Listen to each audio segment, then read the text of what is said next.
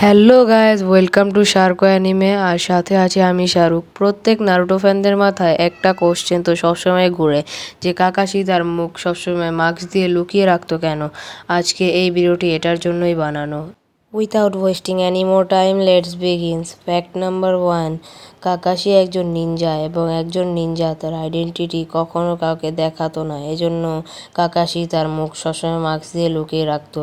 Fact number 2, কাকাশির ঠোঁটের নিচে একটা তিল ছিল। কাকাশির এটা একদম পছন্দ ছিল না, এজন্য কাকাশি তার মুখ কাউকে দেখাতো না। ফ্যাক্ট নাম্বার 3, জাপানিসে নোজ ব্লিডিং নামে একটা রোগ আছে, ওইটা কাকাশিরও ছিল, এজন্য কাকাশি কাউকে মুখ দেখাতো না। সে মানুষকে মুখ দেখাতে অনেক লজ্জা পেত। সে তার মুখ মানুষকে দেখাতে অনেকই লজ্জা পেত, এজন্য সে কখনোই মানুষকে তার মুখ দেখাতো না। একমাত্র তার বাবা সাকুমো হাতাকে বাদে তার মুখ বেশি একটা কেউই দেখেনি। আজকের ভিডিও ছিল এই পর্যন্তই। আর বাই দ্য ওয়ে, এটা হচ্ছে আমার সেকেন্ড ভিডিও। তোমরা আমাকে ভালো মতন রেসপন্স দিচ্ছ না।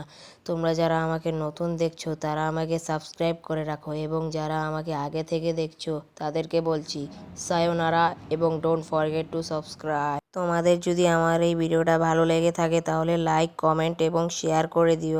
আর তোমাদের এরকম কন্টেন্ট যদি পছন্দ হয়ে থাকে আর এরকম কন্টেন্ট যদি তোমরা আরও চাও তাহলে আমাকে কমেন্ট করে জানাও, এবং আমি তোমাদেরকে আরও এরকম কন্টেন্ট উপহার দিব। Thanks for watching this video.